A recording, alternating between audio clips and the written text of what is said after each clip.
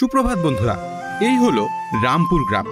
আর ওই যে তোমরা বাড়িটা দেখতে পাচ্ছ, ওইখানে থাকে আমাদের অলস কুমার পিন্টু ও তার বাবা মা।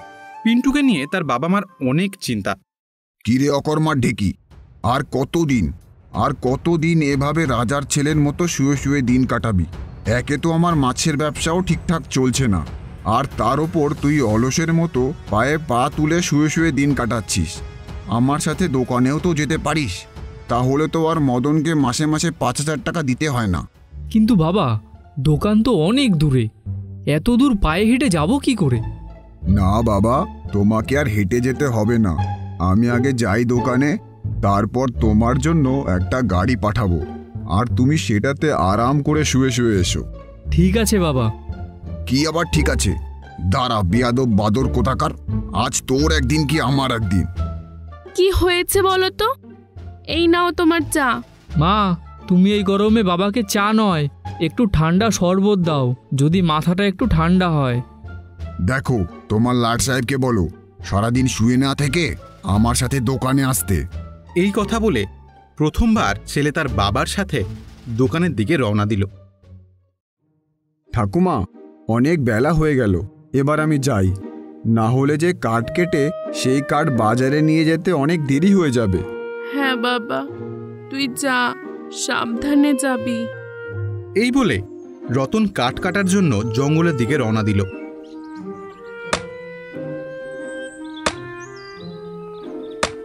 হে ওপরওয়ালা, এই কষ্টের জীবন কি আমার আর শেষ হবে না? কতদিন এই কাঠ কেটে জীবন চলবে? কখনো কাঠ বাজারে বিক্রি হয়, আবার কখনো হয় না। এভাবে চলতে থাকলে যে আমাকে আর আমার ঠাকুমাকে প্রতিদিনই একবেলা না খেয়ে থাকতে হবে। না, এবার আমাকে কিছু একটা করতেই হবে। এমন সময় হঠাৎ করে রতনের মাথায় একটা বুদ্ধি এলো।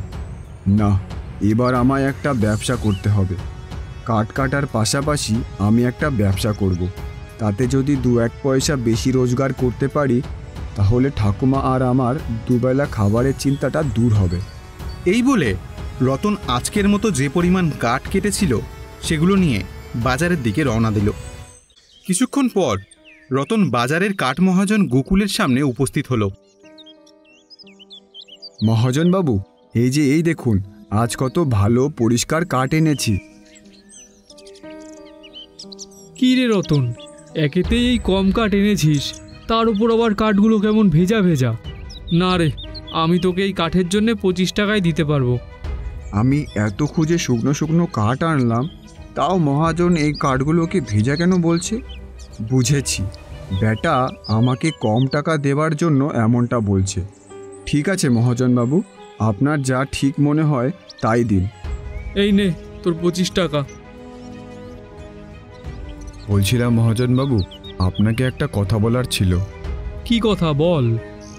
বাবু, এই প্রতিদিন 25 টাকার কাঠ বিক্রি করে আমার আর আমার ঠাকুমার দুবেলা দুমুঠো ভাতও ঠিকঠাক জোগাড় করতে পারি না।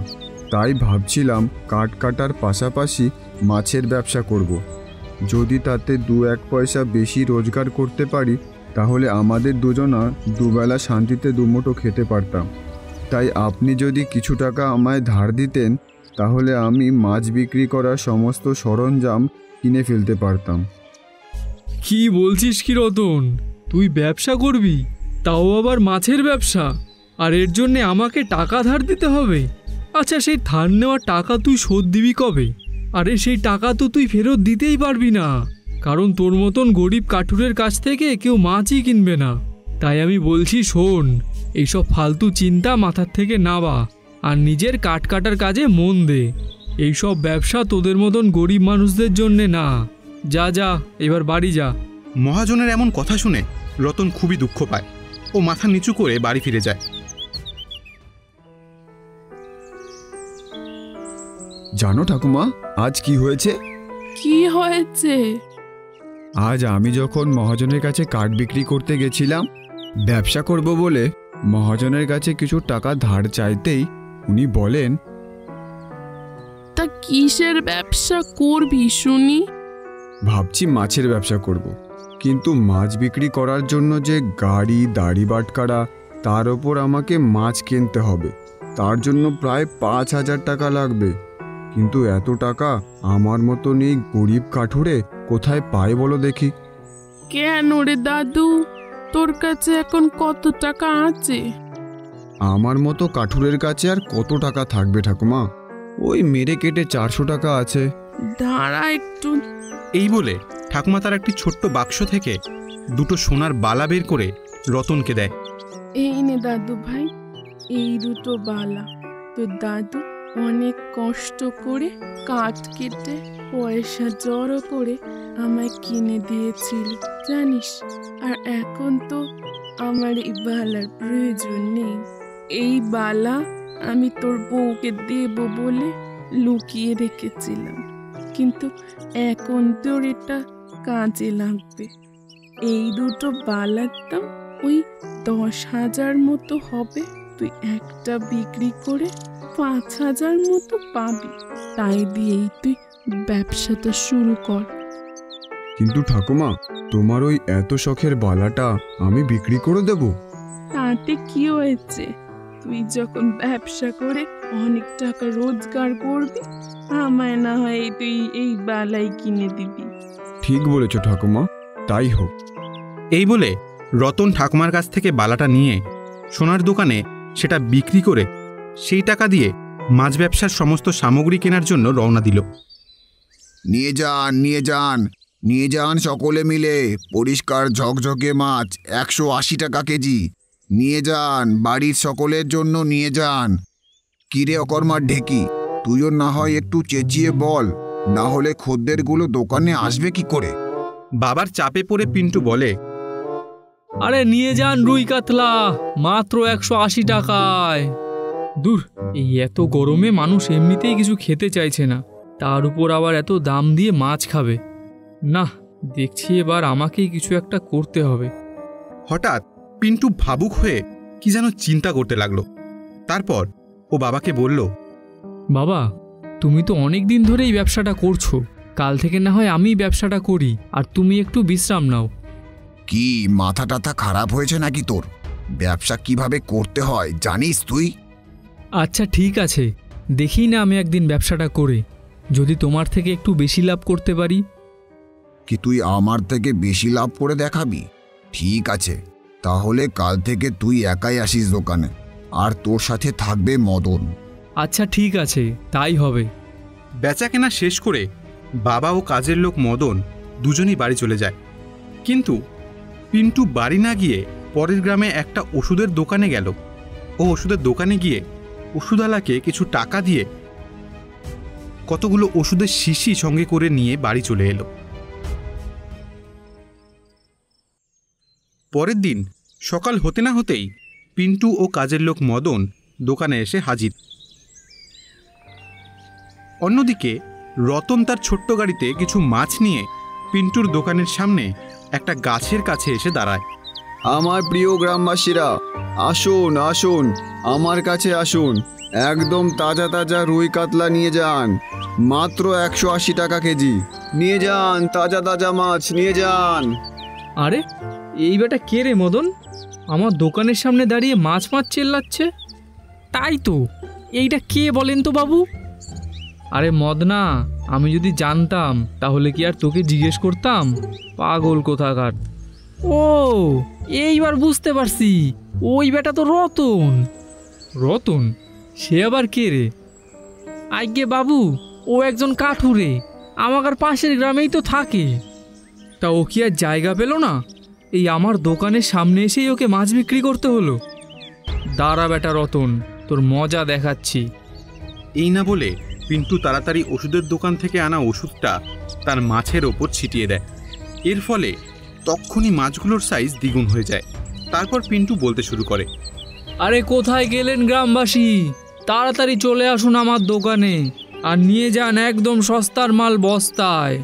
এত কম দামের মাছ আপনি আর কোথাও পাবেন না। যে কোনো মাছ নিয়ে যান, মাত্র 100 টাকা কেজি। 100 টাকা, 100 টাকা, 100 টাকা, একদম তাজা মাছ 100 টাকা কেজি। গ্রামবাসীরা যেই না পিন্টুর মুখে মাছের এমন কম দাম শুনল, তক্ষুনি রতনের দোকানের দিকে যেতে থাকা গ্রামবাসীরা সোজা চলে আসে পিন্টুর দোকানের দিকে।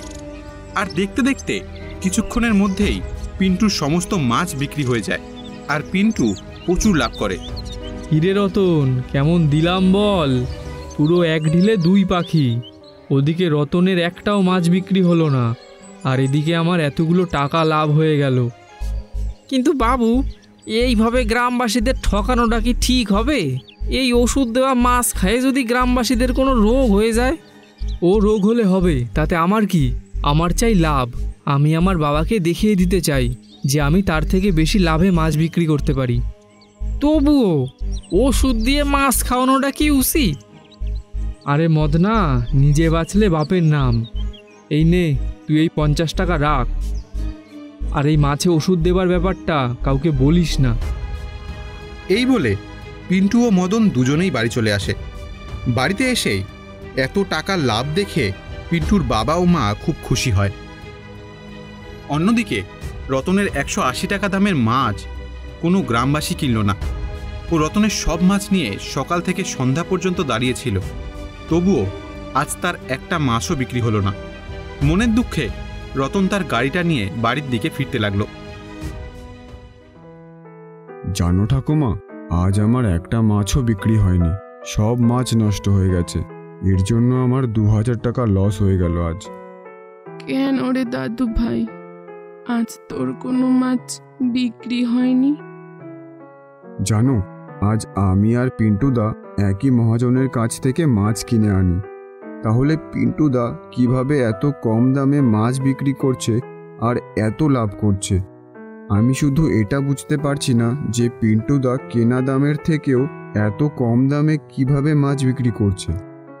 দেখ দাদু ভাই, এটা ব্যবসা, আর ব্যবসায় লাভ লস তো হবেই বল। এই নিয়ে তুই ভেঙে পড়িস না, আর মন খারাপ করতে হবে না। যা, খেয়ে নিয়ে শুয়ে পড়। যা হবে তা ভালোই হবে, অত চিন্তা করিস না তো। না, এবার আমিও কাল মাছের দাম কমিয়ে মাছ বিক্রি করব। তাতে যদি আমার লাভ কমও হয় হবে, কিছু খরিদ্দার তো আমার দোকানে আসবে। হ্যাঁ, কাল আমাকে এটাই করতে হবে। এভাবেই রাত পেরিয়ে সকাল হলো। আগের দিনের মতোই পিন্টু তার দোকানে এসে হাজির হলো, আর অন্যদিকে রতন তার ঠেলাগাড়ি নিয়ে ব্যবসা করতে চলে আসে। আসুন আসুন গ্রামবাসীরা, তাড়াতাড়ি আসুন আর নিয়ে যান তাজা তাজা রুই কাতলা, মাত্র 100 টাকা কেজি। হ্যাঁ, যা মাছ নেবেন সব 100 টাকা কেজি। তাই আর দেরি করবেন না, চলে আসুন সবাই। আরে, এইটা কি শুনলাম বাবু? আপনিও কি শুনলেন? ওই রতন 100 টাকা দিয়ে মাছ বিক্রি করে? হ্যাঁ, শুনলাম। রতন আমায় দেখে আমার মতনই মাছের দাম কমিয়ে মাছ বিক্রি করছে। দাঁড়া বেটা রতন, তোর মাছ বিক্রি করা বের করছি। পিন্টু তাড়াতাড়ি তার সমস্ত মাছে ওষুধ ছিটিয়ে দিয়ে বলতে শুরু করলো, কোথায় গেলে আমার গ্রামবাসীগণ? তাড়াতাড়ি চলে এসো আমার কাছে আর নিয়ে যাও রুই কাতলা ইলিশ, মাত্র 70 টাকা কেজি। নিয়ে যাও সবাই, নিয়ে যাও। এই কথা শুনে গ্রামের মানুষজন রতনের দোকান ছেড়ে চলে যায় পিন্টুর দোকানে। দে বাবা পিন্টু, দে দেখি একটা বড় সাইজের কাতলা। হ্যাঁ হ্যাঁ, দিচ্ছি। এই নে টাকা। দে তো ভাই পিন্টু, 1 কেজির মতন একটা ইলিশ দে। এভাবেই পিন্টু তার ওষুধ দেওয়া মাছ বিক্রি করতে থাকে ও গ্রামের মানুষজন অজান্তেই সেই সমস্ত মাছগুলো কিনে নিয়ে খেতে থাকে এবং পিন্টু প্রচুর লাভ করতে থাকে। অন্যদিকে বেচারা রতন সকাল থেকে সন্ধ্যা পর্যন্ত তার গাড়ি নিয়ে দাঁড়িয়ে থাকে, কিন্তু আজও তার একটা মাছও বিক্রি হয় না। তাই শেষমেশ সে তার ঠেলাগাড়ি নিয়ে বাড়ির দিকে ফিরতে থাকে। হে ওপরওয়ালা, আমি আর বাড়ি গিয়ে কি করব?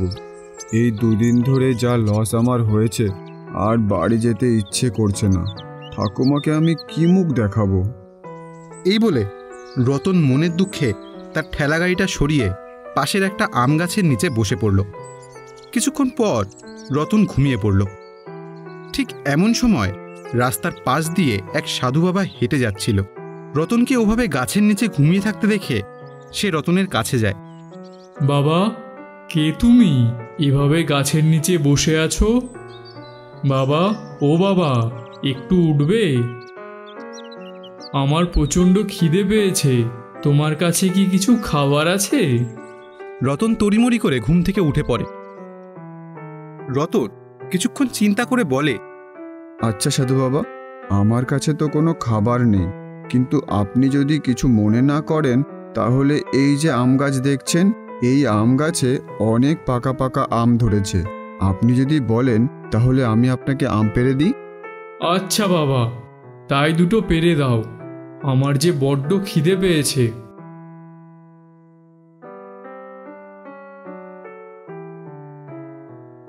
এই বলে রতন কয়েকটা আম পেড়ে সাধু বাবাকে দেয় এবং সেই আমগুলো সাধু বাবা তৃপ্তি করে খায়। আহ, আমগুলো খেয়ে অনেক তৃপ্তি পেলাম বাবা, তোমায় অনেক ধন্যবাদ। ঠিক আছে সাধু বাবা। কিন্তু বাবা, তুমি এই সন্ধেবেলায় এইরকম মনমরা হয়ে কেন বসে রয়েছো? আর বলবেন না বাবা, এর মধ্যে আমি এক গরিব কাঠুরে। আমি আমার ঠাকুমার সোনার বালা বিক্রি করে এই মাছের গাড়ি আর সরঞ্জাম কিনেছি, কিন্তু প্রতিদিন যখন মাছ নিয়ে আমি বাজারে বিক্রি করতে যাই, আমার পাশের দোকানদার আমার থেকে কম দামে মাছ বিক্রি করে সব লাভ করে নিচ্ছে। বাবা, আমি শুধু এটা বুঝতে পারছি না যে আমি আর পিন্টুদা তো একই মহাজনের কাছ থেকে মাল কিনি, তাও আবার একই দামে। তাহলে পিন্টুদা কেনা দামের থেকেও হাফ দামে মাছ বিক্রি করে এত লাভ করছে কিভাবে? ও, এই ব্যাপার, বুঝেছি রে, বুঝেছি, তোকে আর বলতে হবে না। এই নে, এটা রাখ। এই বলে সাধু বাবা একটা জলের পাত্র রতনকে দেয়। সাধু বাবা, এই জলের পাত্রটা দিয়ে আমি কি করব? যখন তুমি তোমার মাছ নিয়ে বাজারে আসবে, ঠিক তার আগে এই মন্ত্রপ্রুত জল ওই মাছের ওপর ছিটিয়ে দেবে। দেখবে তোমার ওই মাছ সাইজে আর ওজনে 3 গুণ হয়ে গেছে। কিন্তু বাবা, একটা কথা মাথায় রাখবে, এই জল একবারের বেশি 2 বার কিন্তু তোমার মাছের ওপর ছড়াবে না, না হলে হিতে বিপরীত হয়ে যাবে। এই কথাটা মনে রেখো। তাহলে এবার আমি চলি। ঠিক আছে সাধু বাবা। এই বলে সাধু বাবা চলে গেল এবং রতনও ধীরে ধীরে তার গাড়ি নিয়ে বাড়ি ফিরতে লাগলো।